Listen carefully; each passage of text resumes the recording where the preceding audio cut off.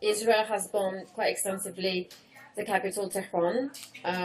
There's also been an attack on US forces in both Qatar and Iraq, as well as a drone attack within Iraq. And so I feel that by Iran denying that President Trump had in fact negotiated a ceasefire really gives you an understanding of what the regime is all about.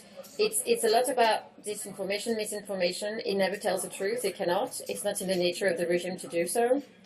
And also the desire to continue to pursue wars and all the threat that poses to human life and, of course, civilians in Iran. I think that Iranians understand that the regime is lying.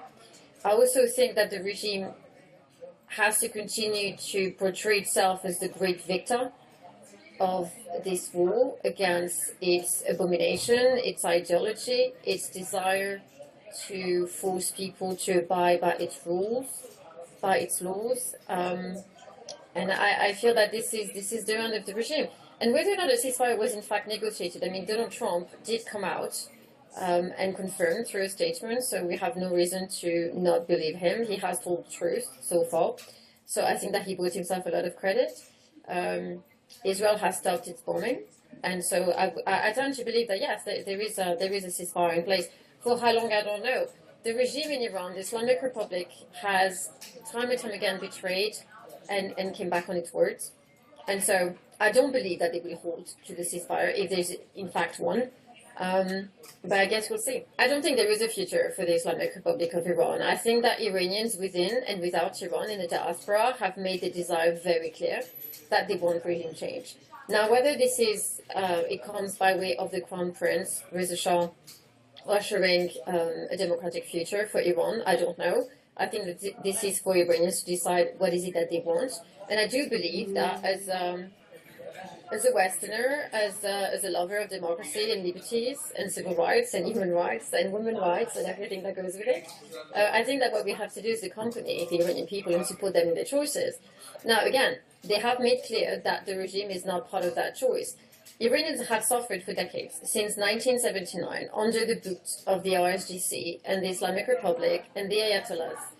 And they don't want it anymore. They understand that it's only buying them a lot of misery, a lot of pain, a lot of suffering. That is off the table. So now Israel can breathe a little better. Iran's proxies have been obliterated. And so, yes, Israel can breathe better. A lot of the people who commandeered and architected and financed October 7th have been taken out. And so, yes, the families of the victims, the Jewish community across the world and in Israel, and Israel itself can breathe a little better today. But I can't help but feel that there's something left that needs to be done, and that is regime change, but it is not for Israel to do. And so in that way, I would say that, yes, I agree with Benjamin Netanyahu that our goals.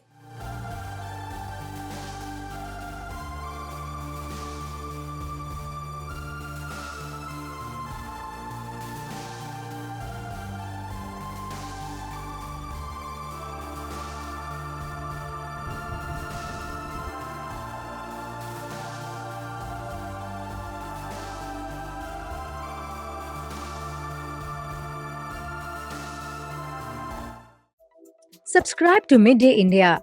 Get direct notifications on all our videos by clicking on the bell icon.